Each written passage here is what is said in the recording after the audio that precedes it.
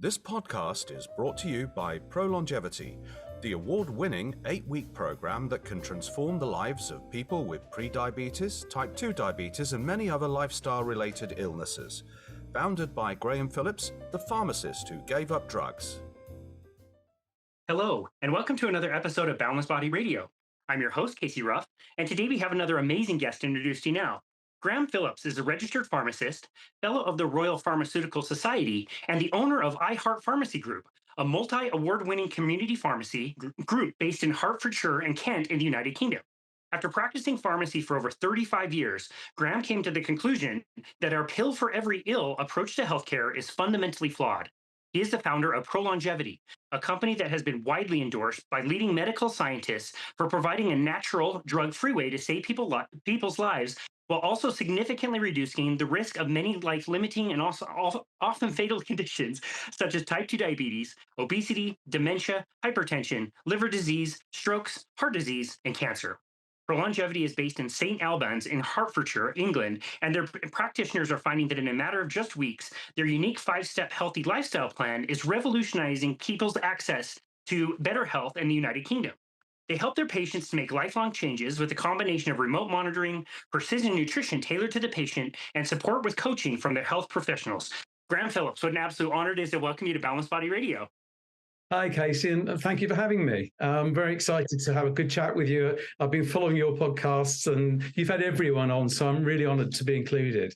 Oh, man. Well, it's such an honor to host you. We have been very fortunate to talk to many wonderful people, including people that were very influential in your understanding, like Doctors Dave and Jen Unwin. And yeah, it's been a really fun journey. And you're one of these amazing people. I'm so glad you were able to stop by. And I'm a little bit sad because we were at the same low carbohydrate conference in Denver. We didn't get to meet in person. Yeah, it's very sad. So we'll have to put that right next time I'm in the States, or you're very welcome to come and visit over here, and we'll buy you a pint of warm beer. That sounds great. I'm in.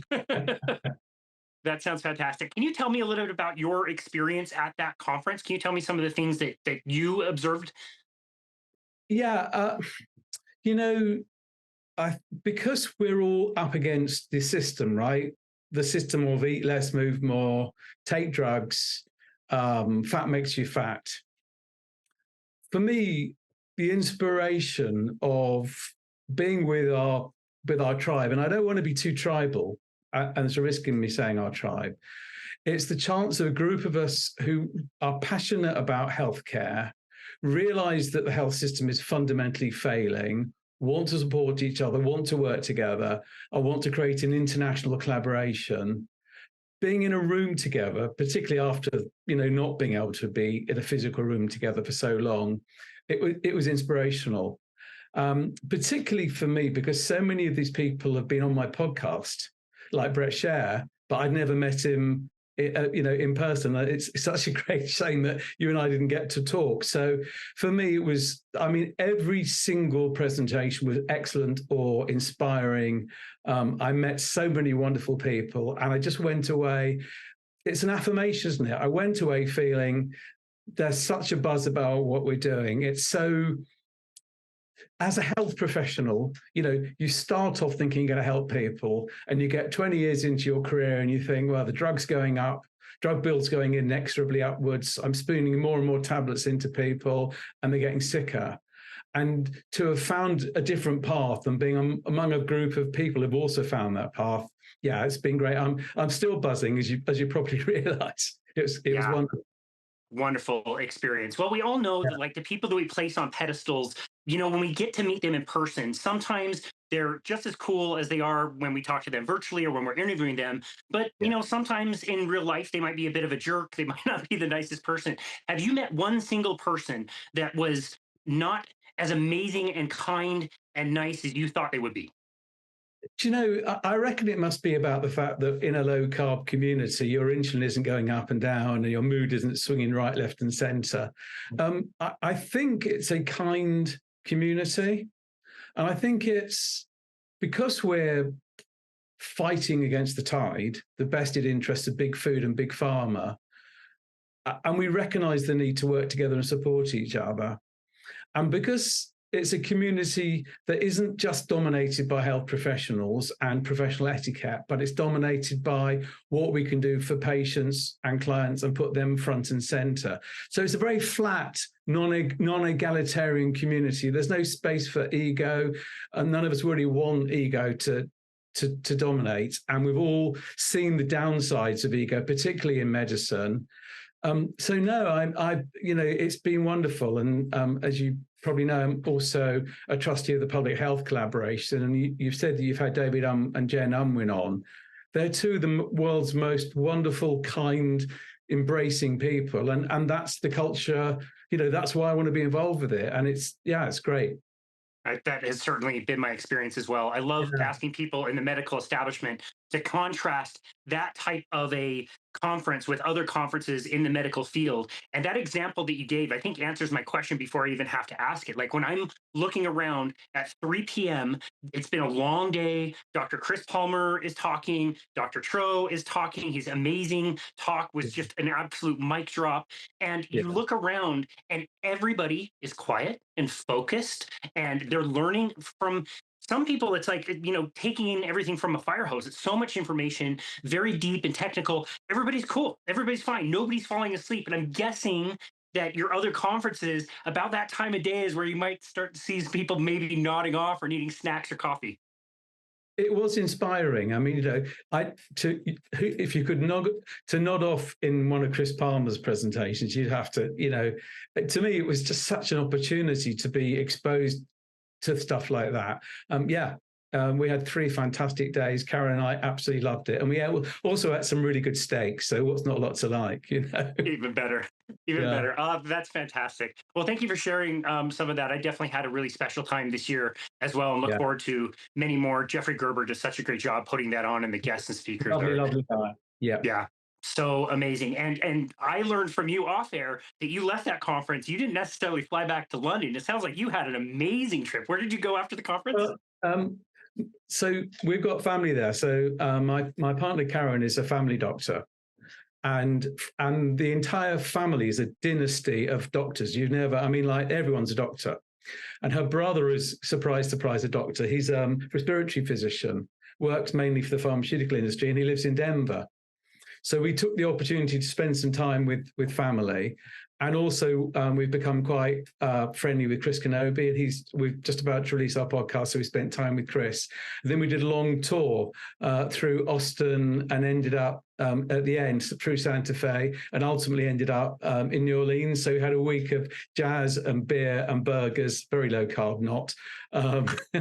But hey-ho, it has to be done. So we started off in the snow in Denver and ended up in absolute brilliant sunlight in New Orleans for a week. So it was amazing.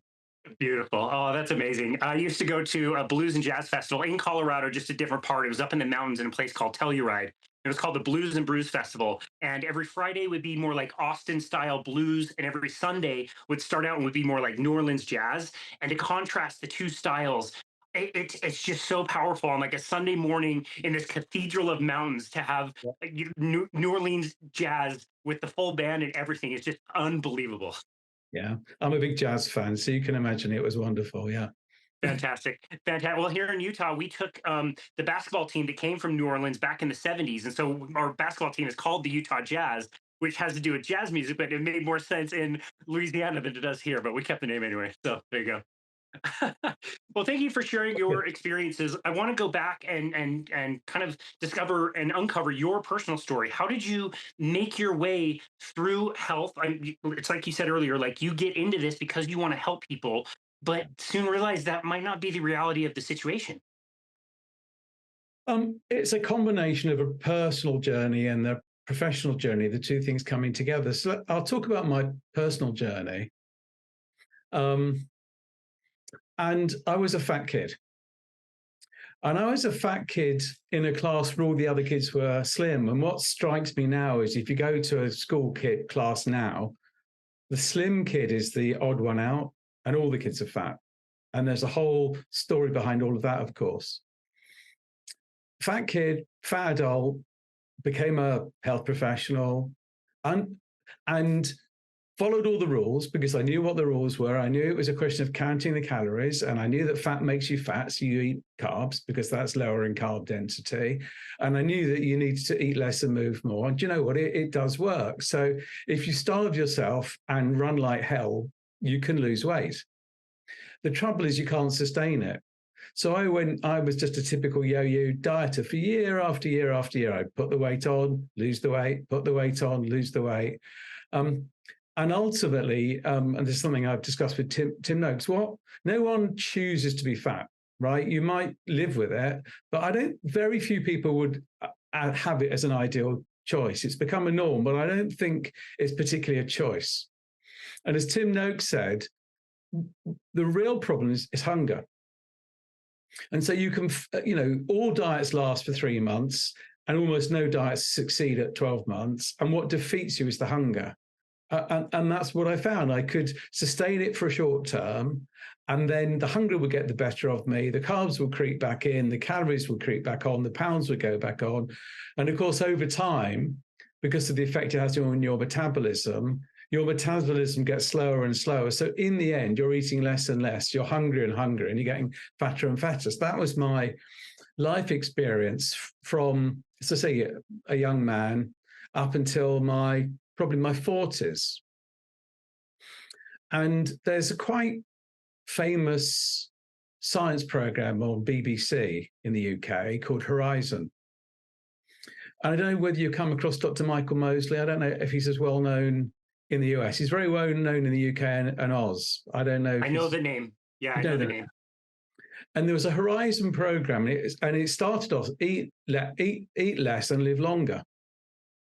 Interesting. Watch the program, and basically it was the 5-2 diet. So what Michael had done, he had the same struggle I'd had. He's a medical journalist, but he's a medical doctor, and likewise had a lifetime struggle with his weight, and went around the world investigating all these different groups of people who are controlling their weight, including these people called the cronies. Do you know about the cronies? No, I don't. Calorie restrictors. So these people eat 1,800 calories a day or 1,700 calories a day, and they chronically restrict their calories. So it's optimal nutrition, but minimum calories. Interesting. And he compared himself to one of these cronies, and guess what? The crony was ostensibly aging half as rapidly as Michael. Anyway, so the 5-2 diet, probably your people in your program know it, but essentially in the 5-2 diet, you eat more or less 500 calories a day, any kind of calories, for 2 days a week, and you eat normally the rest. And I thought, well, I could do that. I mean, I could starve myself for 2 days and eat normally, and it worked. And within a very short period of time, I lost 10 kilos. And I thought, hang about. On a calorie counting, calories in, calories out basis, this doesn't add up. The science that I understood doesn't work. And that made me go back and re-explore the fundamental science behind cell metabolism, mitochondria. And I realized that the definition of a calorie, the scientific definition of a calorie in a closed system, and of course we're not a closed system, is the amount of energy required to heat up 1 cc or 1 mil of water by 1 degree centigrade, right? And that's physics. And that's certainly true for physics, but we're not physics, we're biology. So I realized that the entire thing is founded on a myth. So that was my kind of personal journey up to a point. My professional journey was that I started with one pharmacy. It became very successful. I became very well known in the area. And there is something of a difference between community pharmacy as practiced in the UK as in the US. There's less dominance by chain pharmacy, and we play a very big community role. And you do see that in American pharmacies as well, where you've got small town pharmacies owned by independents. The whole town knows them. So that was the way I practiced. And I was always very interested in prevention and public health. So I was a pioneer of smoking cessation and nicotine replacement. And I realized just how powerful a role one could play as a community pharmacist, embedded in the community, And we were pioneers of smoking cessation before the health system ever caught on to it. And when the health system started to introduce smoking cessation into the NHS, I trained the local doctors and not the other way around. So I had a background of public health. Go forward a few years, my one pharmacy became 2, my 2 became 4, and my 4 became 10. And I became very senior in acting in local pharmacy politics and representation. And then I got involved in our professional body, which is effectively a Royal College, the Royal Pharmaceutical Society, found myself on the board and found myself chairing the education committee. So now this little guy who had an aspiration to have one corner pharmacy ended up with 10, ended up at a national level, and ended up bumping into not just all the opinion formers within my own profession, but pretty much all the senior leaders within allied professions of nursing, dentistry, medicine, the Royal College of GPs, and bumping into politicians. And we developed what I would describe as a group practice. So in the UK, most but not all family doctors practice in group practices. And I work with lots. And I realized that you could have a 5-partner practice in a town of 10,000 people, and there'd be a fantastic synergistic, dynamic relationship between each of them. They'd all have specialisms, providing fantastic services to their local population with very good practice management. So they were doing well, the patients were doing well, everyone was happy. And you could go 5 miles down the road, and there was another group practice also supporting a similar group of patients. You know, everything was similar except the culture of the practice. And what you actually had was 5 doctors working in the same building who hated each other with low morale, no synergy, and none of those things were going on. Wow. And I also realized that at the same kind of time as communications, IT started to arrive, I realized that you could practice in the same professional space without being in the same building. So as my group of pharmacies grew, and as my experience of working with other professionals grew, I decided to recreate our pharmacy group as a group practice. And we started to be research active. We started to have work with academics. We started to train other pharmacists. And as we did all of that, we started to win awards. So although we were a relatively small group, we had a national scope, a national reach. We were recognized for our advanced practice. So you're saying, okay, well, what could possibly go wrong? So we had 10 years of outstanding success. We won all these awards. But then I looked around me and I thought, hang about, the drugs bill's going about upwards. I'm spooning more and more tablets into people, and I'm rather good at that. But the people around me aren't getting better. They're getting sicker. They're just getting sicker more slowly. Something doesn't add up. So I guess my professional and my personal journey at that point collided. And I realized from my own personal circumstances that there is an alternative for spooning statins and whatever today's drug is, Wegovy, into people. And I was fortunate at the time all these things started to take place. I started to bump into this community that's now become the public health collaboration. So I bumped into Asim Malhotra, who I call the crusading cardiologist, who's still a great friend. I bumped into David Unwin. And I've seen this thing with the 5-2 diet and had experienced it. And I thought, I can do something here.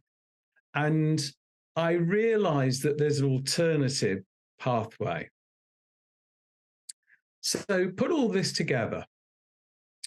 And at the same time as all these things took place, serendipitously, continual blood glucose monitors became available. And I realized that what spikes your sugar spikes your insulin, what spikes your insulin sets you off in the direction of metabolic syndrome. And I had a friend called Jeremy, and I can talk about Jeremy because he's on my website and I've got his permission to talk about it. Now, Jeremy was a multimillionaire entrepreneur in the healthcare space, but he had an engineering background. And by this stage, I'd known Jeremy for 20 years. We were both in our 40s. And Jeremy wasn't particularly overweight, but he'd been hypertensive for like 25 years. And Jeremy being Jeremy, he wasn't seeing the local family doctor. He was seeing all the leading people. So for 20 years, Jeremy had been under the care of a leading cardiologist. And he would go back for his annual review year after year after year. And the cardiologist would say, add another dose, add another drug. And he was at the point now, they just added the 5th drug to Jeremy's regimen of medication. And it was controlling his blood pressure, in fairness, but he wasn't feeling great. And it was kind of inexorable, more drugs, more doses, it didn't feel great, and it wasn't great. So I said, Jem, with your engineering background and with a bit of my skill, why don't we just slap on a CGM and see what happens, a continual blood glucose monitor? I thought, let's gamify. I'll enjoy it, you'll enjoy it. And I had no particular expectation.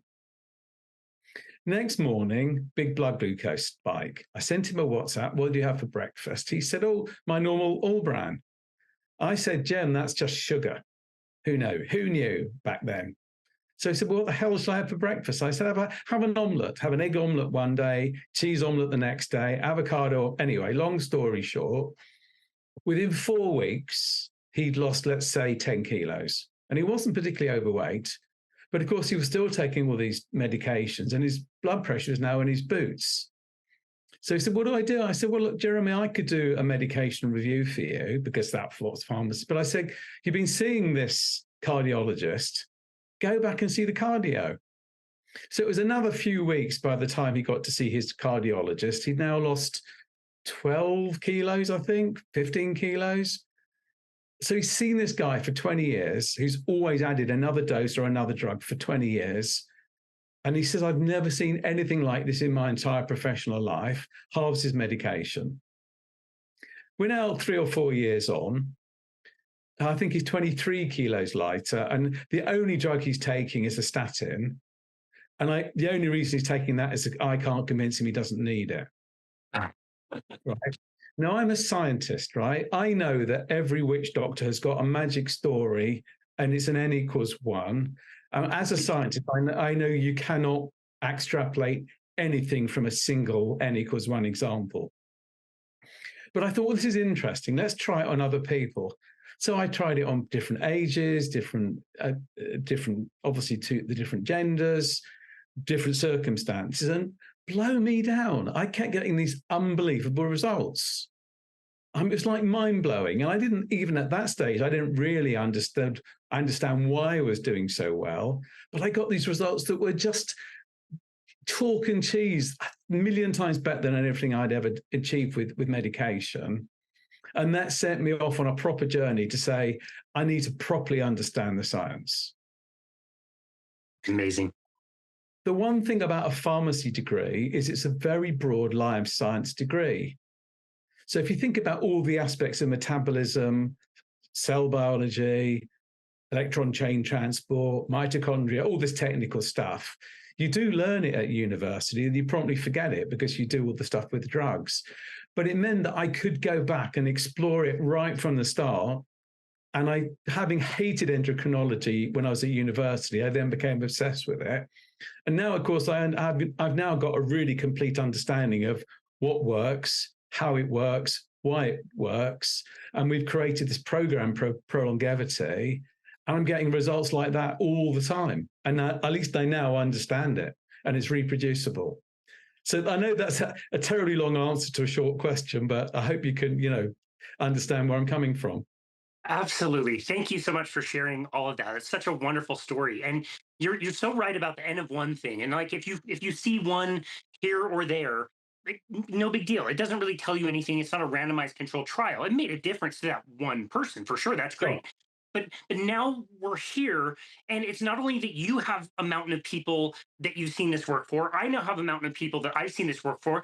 Tro, Dr. Lenskis, the Fetkes. You got all of these thousands of people that have their own mountains of N=1 stories and people they work with. Like it's so frustrating to have spent so much time doing something that hardly works for anybody, but then to find something where it hardly doesn't work for anybody.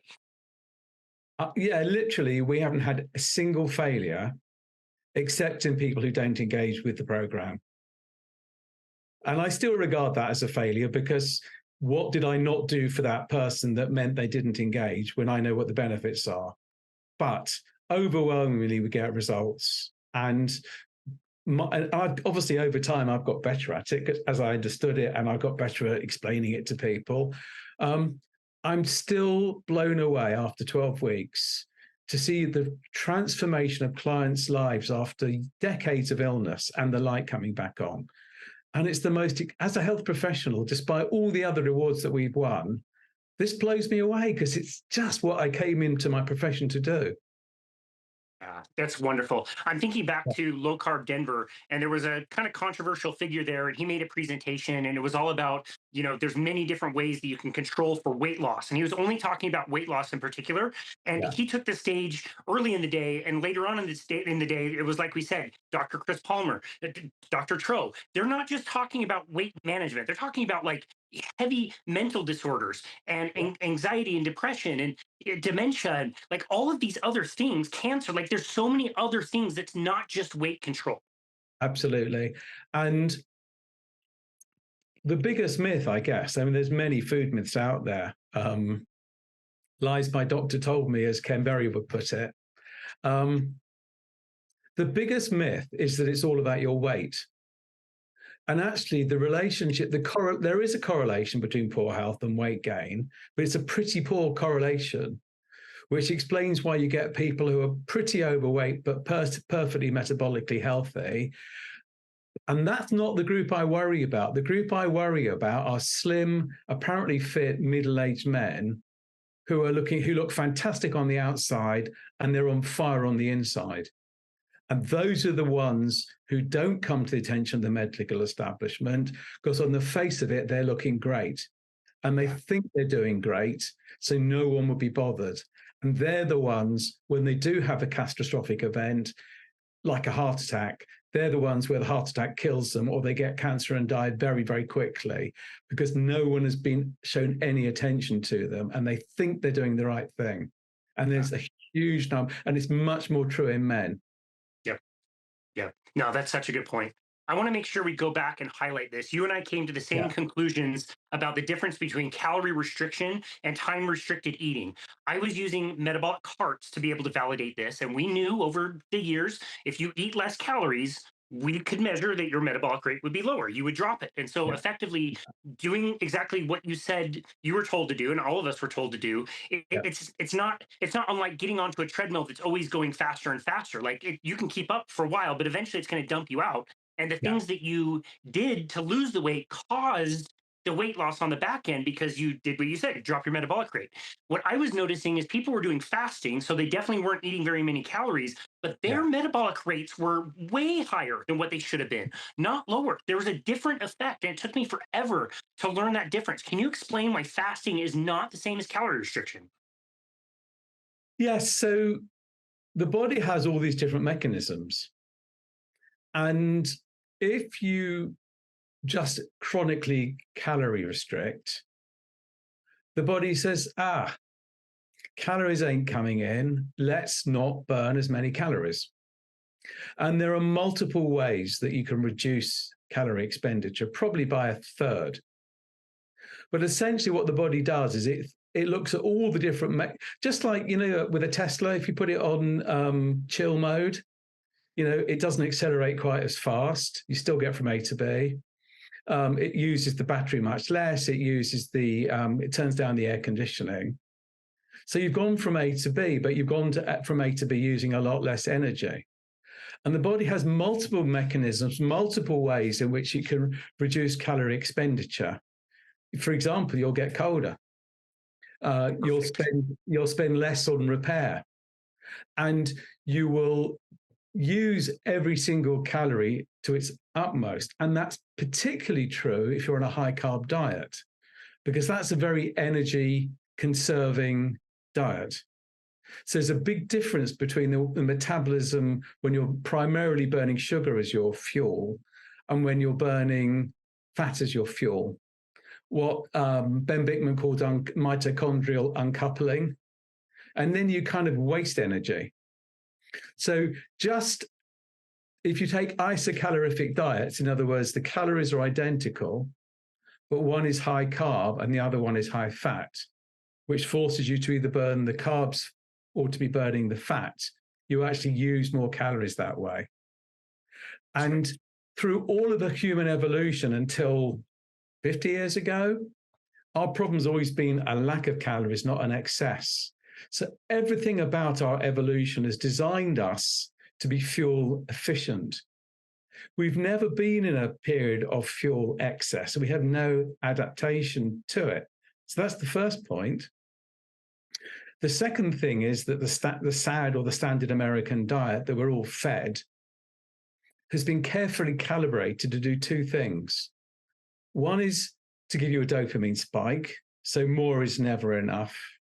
And the second is it completely bypasses all the body's natural satiety mechanisms. So your body knows when it's satiated and it tells you you don't need more calories.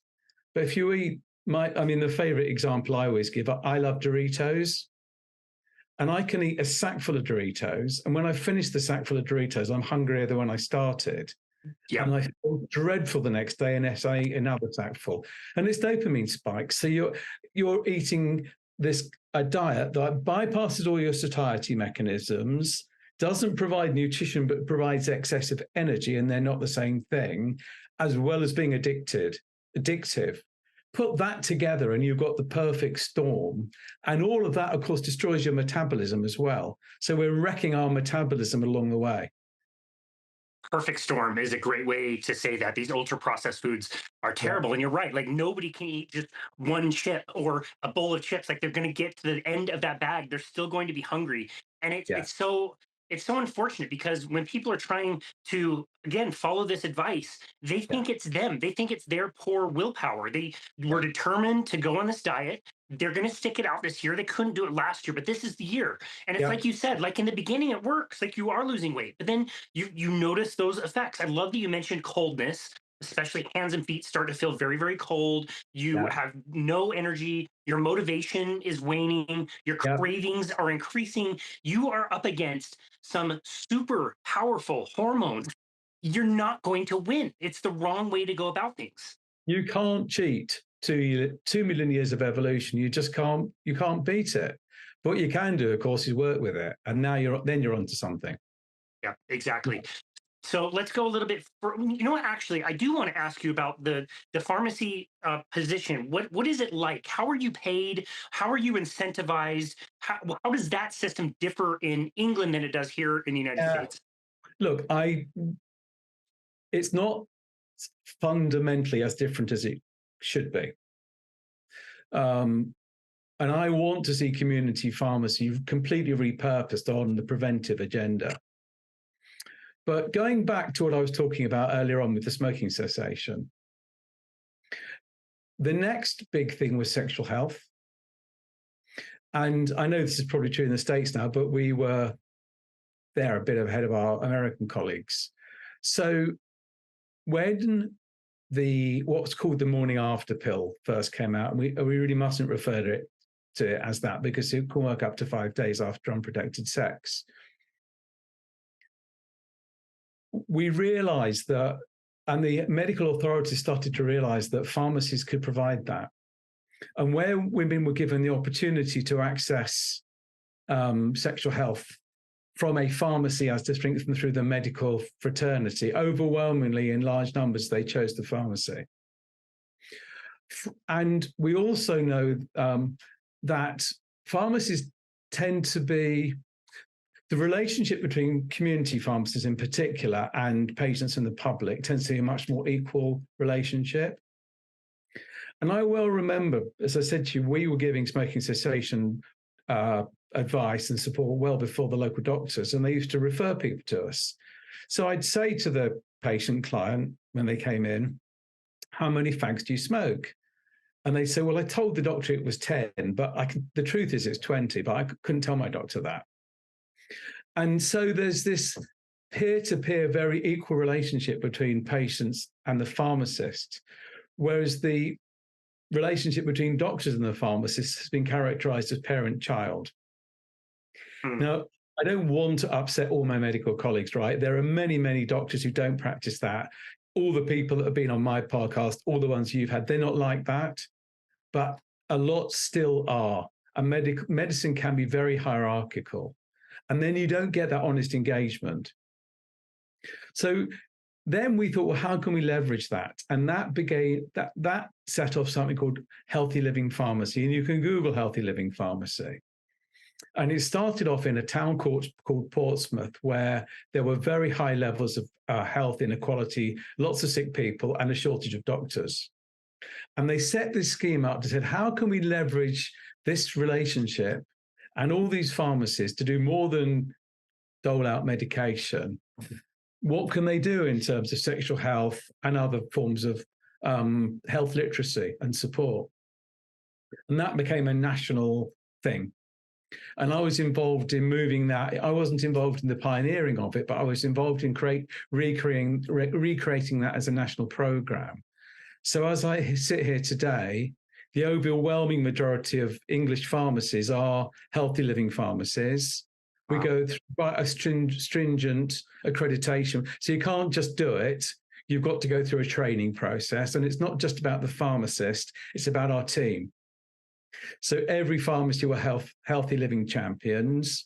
The pharmacists and the teams provide that kind of advice. And it's a small, unfortunately too small, but it's a small but significant part of our national contract. So unlike in the US, we have a single health service, which has the good things and bad things about having a national service. The good thing is that you can be very consistent nationwide. The bad thing is you tend to stifle innovation. But it does mean that if we convince the NHS to do something, it can be rolled out across the entire nation. So I want to see healthy living pharmacy go beyond sexual health and smoking cessation. And I want every pharmacy in the country ultimately to be a ProLongevity pharmacy. So the next stage for us is to move our ends of one scale it into high level data that we can then go to the health system and say, these are the benefits, these are the outcomes, and look what we saved on the drugs bill. Wow.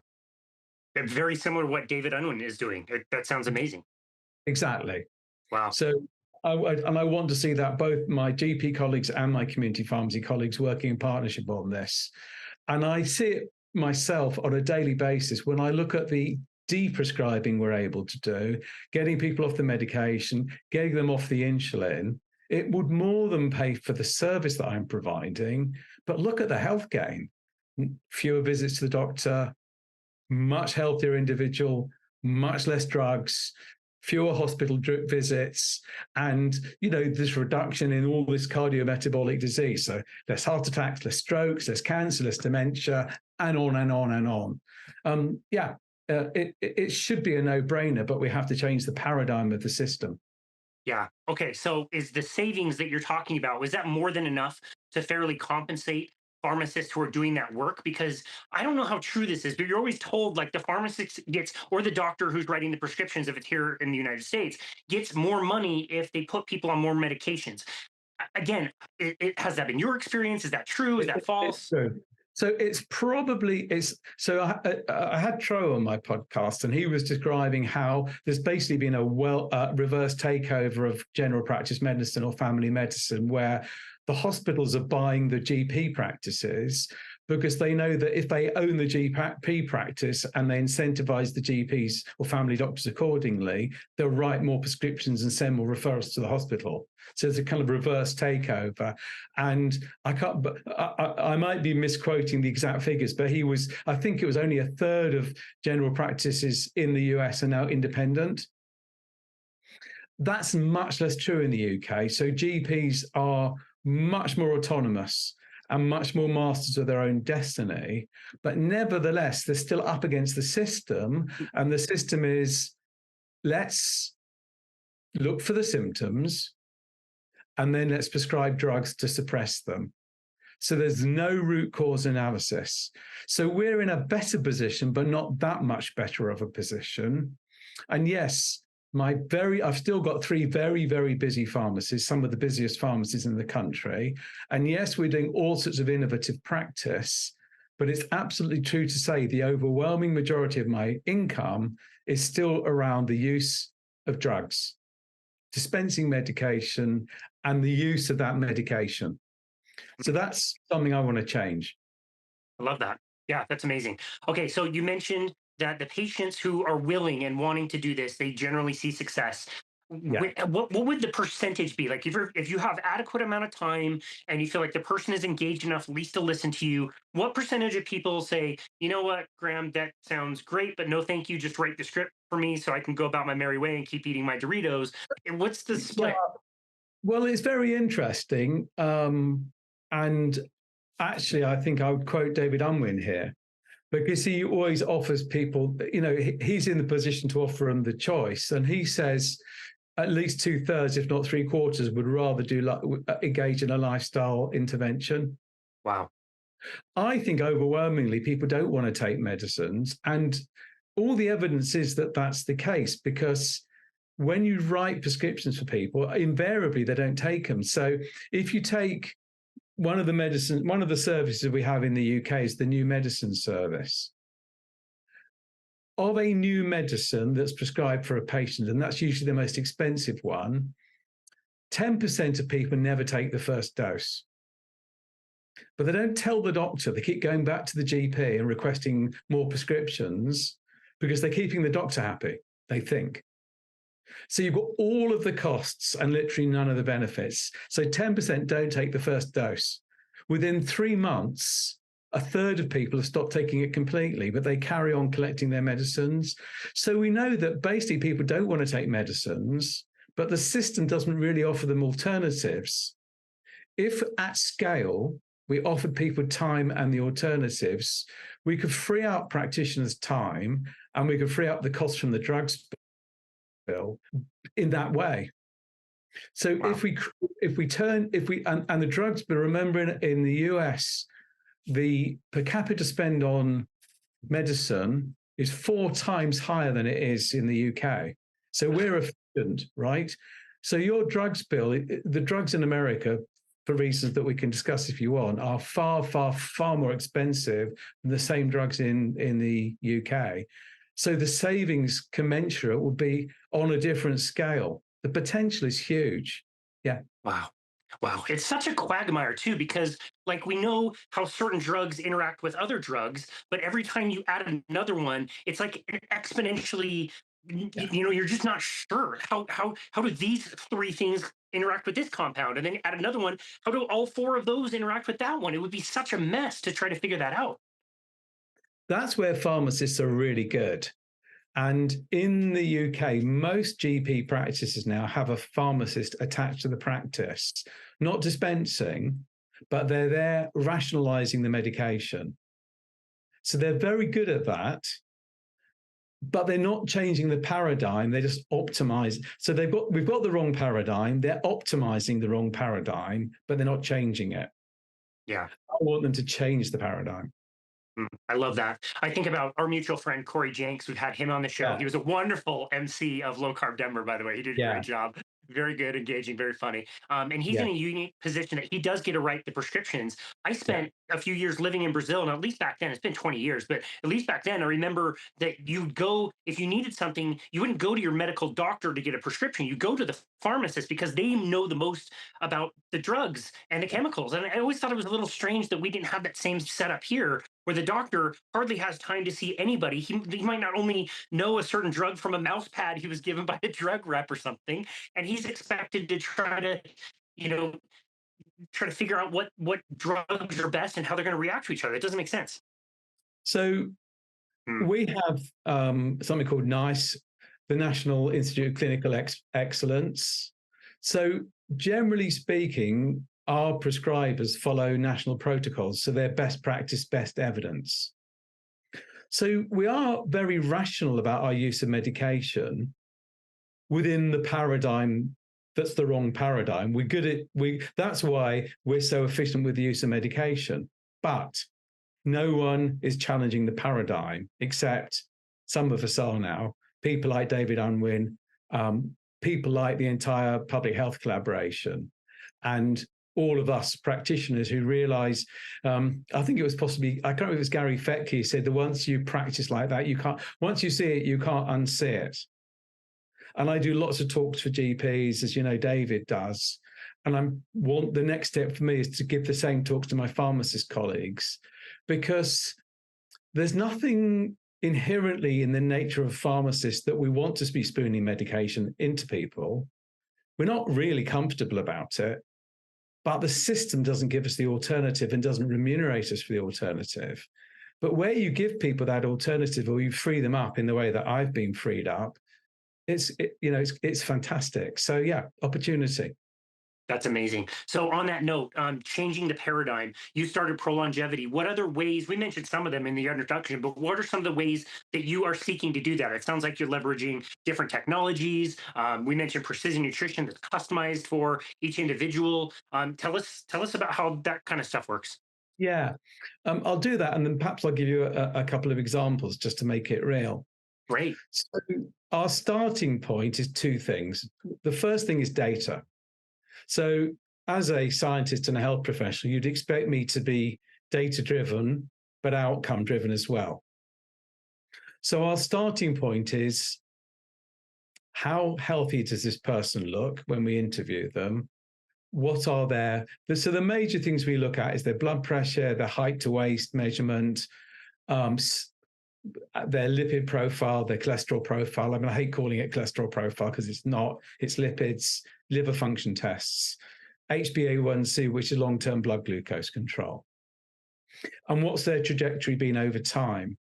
So the way health systems tend to work is they wait for everything until something goes red and they focus on the one thing that's red. And this is where engineers have been so good, where if you look at the great successes in metabolic health, they're often either doctors with an engineering background like Ted Nyman, or engineers themselves like Ivor Cummins. And engineers don't just look at a snapshot, they look at what's the trajectory been over time. And I've realized with my clients that person in front of me who's now got type 2 diabetes, you could have spotted that 5 years ago, 10 years ago, 15 years ago, and you could have stopped it along the way at any point. Now you've got a really sick person and you can probably put them into remission, but you can't reverse it. So right. I saw a guy earlier on who's in his 40s, basically a fit guy. His cholesterol is high. So his doctor wants him to be taking statins, right? That guy doesn't need a statin. What he does need is a little bit of a tweak along the way. He needs small adjustments to his diet. We'll do that quite rapidly. He can then live to 100 in good health, right? He's doing most of the right things. And I said to him, I'm so pleased I met you now, not in 20 years' time when you've had your first heart attack, you've possibly had cancer, you've got type 2 diabetes, and your metabolism is a wreck. So we take all of the key data in a balanced scorecard kind of way. So we don't just look at their cholesterol, we look at everything. And then we say, okay, what does the totality of that give us in a balanced scorecard? And how has that looked over a period of time? So trajectory. The next thing is we say, what matters to you, right? Is it, and it may be for many people, I want to lose weight. It might be, look, all my family's got cancer. I don't bloody want cancer. All my family is riddled with dementia. I've just nursed my mother, my father, my aunt, and all the next generation, and I don't want to have that. What can I do to prevent it? It might be I'm a young woman in my early 20s with polycystic ovarian syndrome. My periods are a disaster and I want to get pregnant. And what do I do about it? So then it's about the individual in front of you. It's about the data that you've got, and it's about the outcome that they seek, right? And then I bring together the data and I bring to get the outcome that they want, not I'm imposing on them. the outcome that they want. And I might start by saying, let's start with your sleep that no one's ever discussed with you, right? Never thought about that. You're only sleeping 6 hours a night. Actually, that's the most important thing. Let's start with that. So then there's a negotiation with, this is where you want to go. This is how I believe I can get you there at the least cost, in the most direct way with the least pain. So let's be on a journey together. Graham, the problem is it's too logical. It's just too logical. It makes so much sense. Yeah. What do you want? What's your goal? How do we get there? Yeah. But the health system doesn't work like that. The health system works with, oh, your cholesterol's too high, take a statin. And that's it. Your HbA1c is too high, take metformin. No, that's not work, right? Or you're a bit overweight. The latest big thing is Wegovy. No root cause analysis, none, zero. And no healthcare professionals are trained in the root causes of cardiometabolic disease, none of us. So those of us who are in this space are all self-taught. And the example I gave, and you may know this, Casey, the first recorded heart attack in the entire world's medical literature, and I learned this from Chris Kenobi, who I know has been on your podcast, was just over 100 years ago, right? So 100 plus years ago, there were no heart attacks, like none. People did have heart problems, but they were infection, right? There was almost no dementia. People were not obese, and the percentage of and the type 2 diabetes was vanishingly small. And when the first guy, and I've forgotten his name, but when the first presentation at a medical conference about a heart attack, everyone said, so what? Nobody's having these things. Why would we be bothered, right?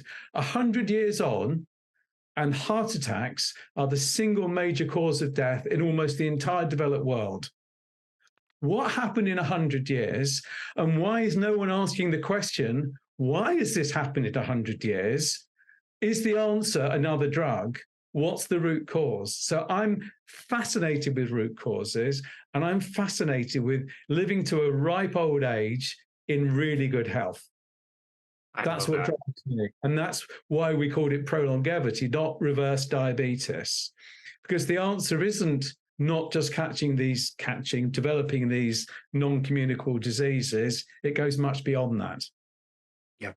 Wow. I absolutely love that. And to think that your friend is now on omelets and eating egg yolks and lost all that weight and is feeling better and dropped all those medications, but he's still taking a statin because we blamed the saturated fat. We blamed red meat. It is absolutely absurd. It's like you said, as we evolved, that was our food. Why how do we not know that and blame the foods that are way more recent in our diet? Again, the ultra processed foods, or like Chris Kenobi says, seed oils. It's ridiculous.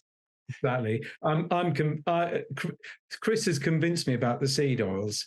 We might differ slightly about to what extent the seed oils are to blame and what extent the sugar is to blame. But so what? We both agree ultra-processed foods are about as good for you as smoking, and probably worse. Let's not go there. Yep. And Chris has just published his book, and we're about to release the podcast. So credit to the guy, because he's given up what was a very lucrative career to be a health pioneer. Yep, that's right. And he actually trained himself in public speaking. I'm not sure if you knew this. When I met him at Low Carb Denver 2020, he gave this amazing presentation. I got to meet him. I told him, like, wow, you're really good at presenting. He's like, if you'd have seen me 3 or 4 years ago, I was a disaster. He taught himself how to present so that he could get his message out there to more people. What an amazing skill to acquire. Yeah, and same with me. I'd never really presented, and I'd never done podcasts, but I realized that I need to communicate. This is too important to just, that's why we've tried to make it sort of a national program, because I could individually treat a few thousand people a year and make a living out of it. That's not going to change the paradigm. If I'm going to change the paradigm, I need to take my profession with me. We need to be working with other professionals. We need to completely re-educate all of us.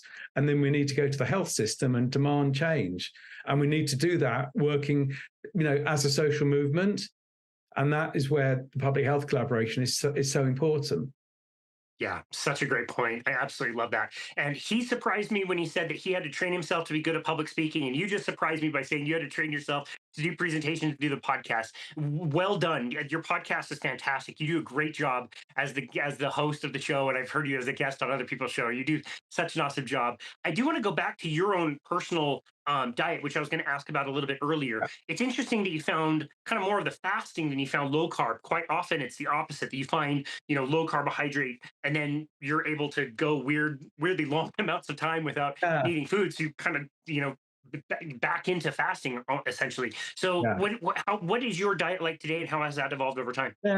So I'm semi-carnivore. I'm not carnivore all the time, but I'm pretty much permanently low carb. So on a daily basis, pretty much no carbs in my life. Generally speaking, I eat one small meal a day and one big meal a day. At the weekend, we had a lovely weekend away. I mean, very unusually for us, we had a Japanese meal. And I'm wearing my continual blood glucose monitor. And I knew I'd gone off-piste. So, and unusually for us, we drank like 2 or 3 glasses of wine, which is very rare for us to drink more than a glass. What's interesting is I had a small blood glucose spike and I fell asleep. And overnight, I can now see, looking retrospectively, my blood glucose and my body, you can see my body struggling for control for more or less 15 hours. Wow. So I know it's not healthy, and I can objectively see that. I do that maybe once or twice a year as a special treat. Most of the time, I'm basically eating a fairly high protein, medium fat, very low carb diet. Most of the time, I'm not anti-alcohol, but I know alcohol wrecks your sleep. So, I'm surrounded by these things. I drive Karen mad with this. I've got the Oura Ring, I've got this, the sports watch, and I'm wearing the Dexcom, right? Yeah. So I'm like, there's monitors all over the place, beeping away. But then I'm quite fascinated by the data, and of course because I'm doing that all the time, it means I can apply it to my clients. So data is really, really important. What's also interesting is, and this is shown from the twin studies, there's this thing called the glycemic index. And the glycemic index is the kind of sugar equivalent of what you eat.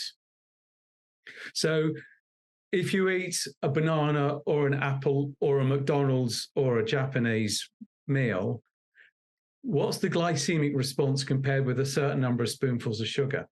And that's an average. But that's only a fraction of the story. So that's an average across 1,000 people. But there's an important concept in healthcare called the bell-shaped curve. And if you're on that side of the curve or that side of the curve, your individual glycemic response can be equal and opposite. And I see this all the time when I'm looking after couples. So they will eat an identical meal and get a completely different glycemic response. And what we don't talk enough about is the role of the microbiota, the bugs in our gut. And they are a major determinant of our energy consumption, of our vitamins, our well-being, our immune systems, but also a huge determinant of our glycemic response. And that's why a one-size-fits-all low-carb diet doesn't work for everyone.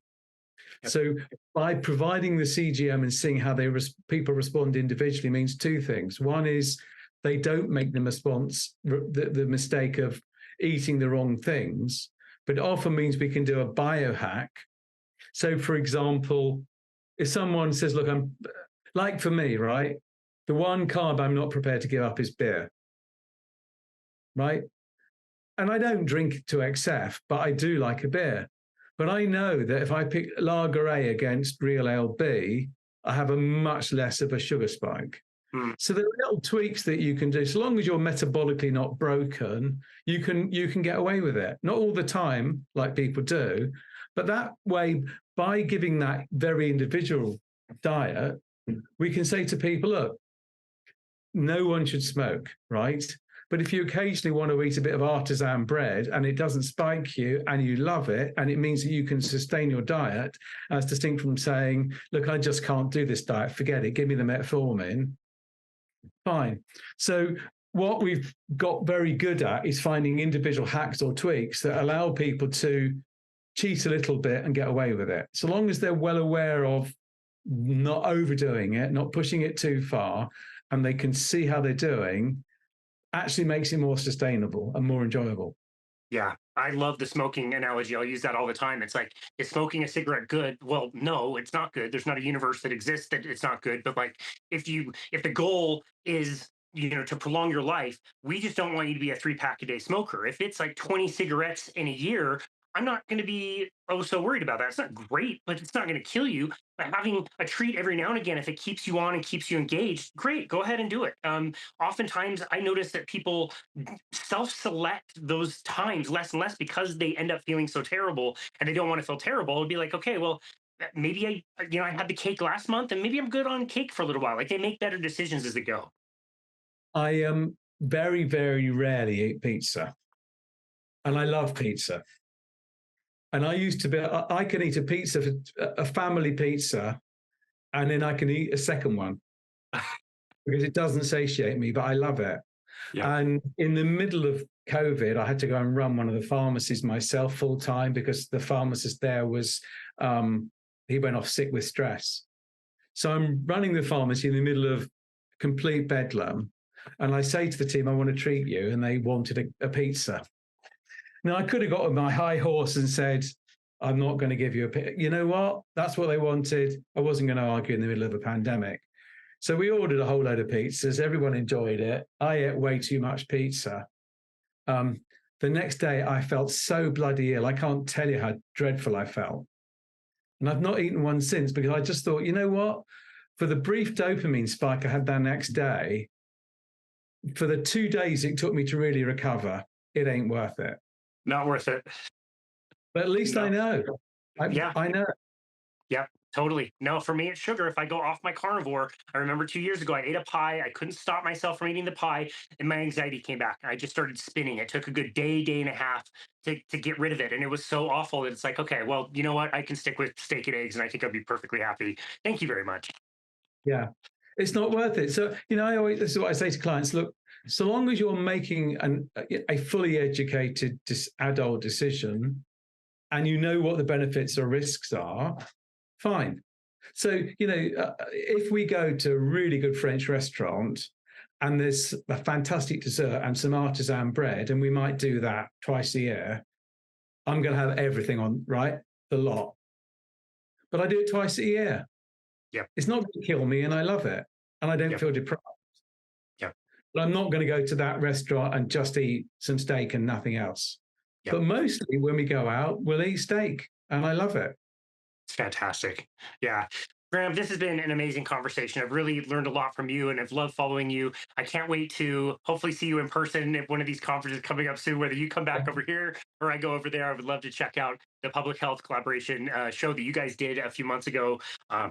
Just looks absolutely wonderful. For now, where can people go to find you and connect with you and your work?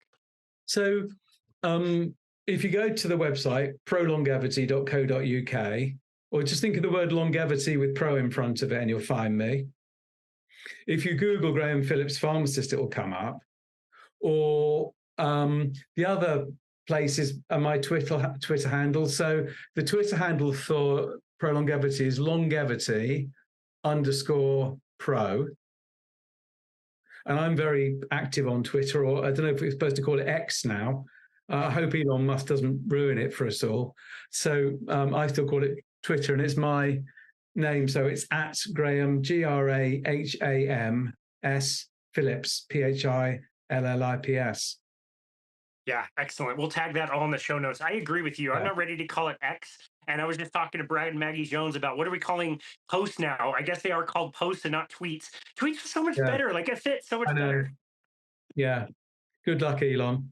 Yeah, silly rebranding. Well, Graham Phillips, like Yeah. I said, it was such an honor to be able to chat to you today and learn from you. And I'm so grateful that you have the goal of really changing the paradigm. And it's not enough for you to fix your own life and your own health, but to be out there and try to help so many others is just a wonderful message. And I'm so glad you're doing it. So thank you so very much for all the work you do, and thank you for being hosted on our show today. We really appreciate you. No, it's been an absolute joy. Nice to meet you in person. I kind of feel that we're in the tribe together. It's such a shame we didn't meet in Denver. But do you come to the UK? Do you have cause to come to the UK from time to time? I don't, but my wife lived somewhere in the northern part of England, and so we're actually dying to go back so she can show me where she lived. Right. Well, you definitely need to come over. We'll meet. You'll get to meet the Unwins. Maybe come to the Public Health Collaboration Conference next May, which is going to be in London somewhere. And come and meet us all, and we'll look after you. That sounds amazing, and we can have a pint of warm beer as well. Absolutely. What could possibly go wrong? What could go wrong? We'll enjoy that over a steak as well. Well, all thanks, right. Graham. This has been amazing. All the best to you as well. And this has been another episode of Boundless Body Radio. If you enjoyed the podcast and want to find out more, join our Wellness and ProLongevity Facebook group. Don't forget to subscribe and follow so you never miss an episode, and maybe share to friends and family who might benefit. Finally, if you think you might need help with diabetes, heart disease, or any of the other diseases we discuss, then book a free consultation with Graham. There's absolutely no charge for this, and we would never put you under any pressure. What do you have to lose? Bye for now, and see you for the next episode.